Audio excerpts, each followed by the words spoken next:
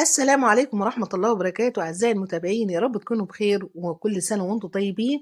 إن شاء الله رمضان على الأبواب، وطبعا إحنا عارفين إن الشهر ده شهر كريم، ربنا يعود علينا وعليكم يا رب جميعا بالخير. الشهر ده بيبقى شهر عبادة، فبنبقى محتاجين إن إحنا ندخل المطبخ في أقل وقت ممكن ننجز فيه الفطار. طيب أنا بحب في رمضان إن أنا بيبقى في حاجات كتير بنفرزها وفي حاجات كتير بنجهزها لرمضان، زي مثلا الطماطم أو عصير الطماطم، زي بعض الخضروات. النهارده إن شاء الله أنا مش هافرّز معاكم، أنا هاجهّز حاجة كده. يمكن البعض منكم هيقول إن هي غريبة شوية، ولكن بجد، بجد جرّبوها وهتدعوا لي.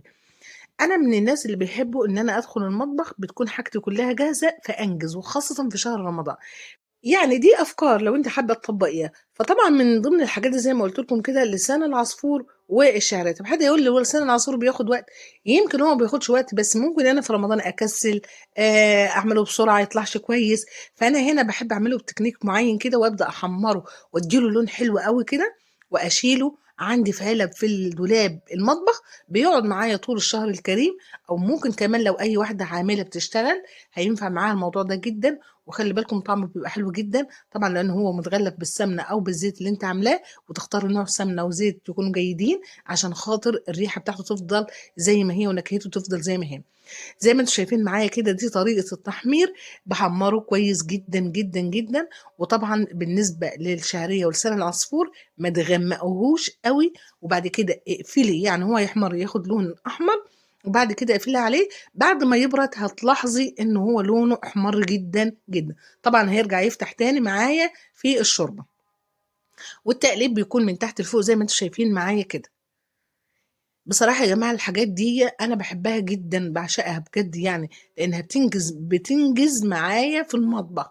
فطبعًا كلنا زي ما قُلت لكم كده إن إحنا بنحب في شهر رمضان إن إحنا نقعد نقرأ قرآن، دعاء، لإنه شهر عبادة، هو شهر عبادة. فإحنا على قد ما نقدر بنحاول إن إحنا نكون جاهزين بكل حاجة، بحيث إن وقت الفطار يبقى موجود.